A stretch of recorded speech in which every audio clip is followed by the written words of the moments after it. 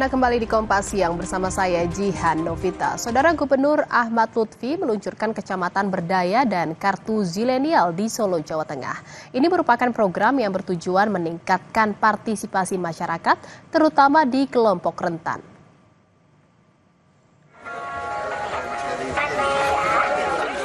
Peluncuran Kecamatan Berdaya dan Kartu Zilenial dilakukan di Taman Cerdas Soekarno-Hatta, Jebres, Solo, Jawa Tengah, Rabu pagi.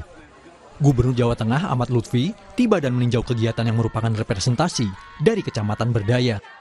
Anak-anak, perempuan, hingga penyandang disabilitas diberi ruang untuk berkembang.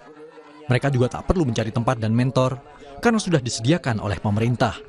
Program ini bertujuan untuk memberdayakan masyarakat, memberikan perlindungan kepada perempuan, anak, dan penyandang disabilitas, serta mendorong kreativitas dari generasi muda dengan segala potensinya. Program ini nantinya akan ada di setiap kabupaten kota seperti rumah perlindungan perempuan dan anak, pusat olahraga, serta fasilitas dilengkapi internet gratis untuk menunjang kegiatan.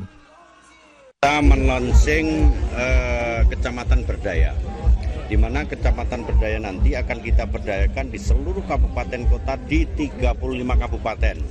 Hari ini kita launching di wilayah Solo, di mana di dalamnya itu ada perlindungan anak dan perempuan, di dalamnya ada disabilitas, di dalamnya ada anak-anak kita zilenial, yang semuanya nanti adalah untuk memberdayakan potensi-potensi masyarakat dengan menggandeng wirausaha yang ada. Isinya adalah program-program, baik itu sifatnya pembinaan maupun konseling.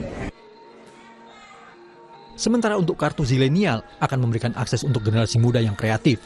Ini memungkinkan mereka untuk mendapatkan informasi hingga berkreasi dalam sebuah kegiatan yang bermanfaat bagi masa depan mereka. Konkretnya, akan menyesuaikan setiap daerah agar bisa memaksimalkan potensi yang ada. Pemerintah Provinsi Jawa Tengah ingin agar kelompok rentan pun bisa terlibat dalam pembangunan.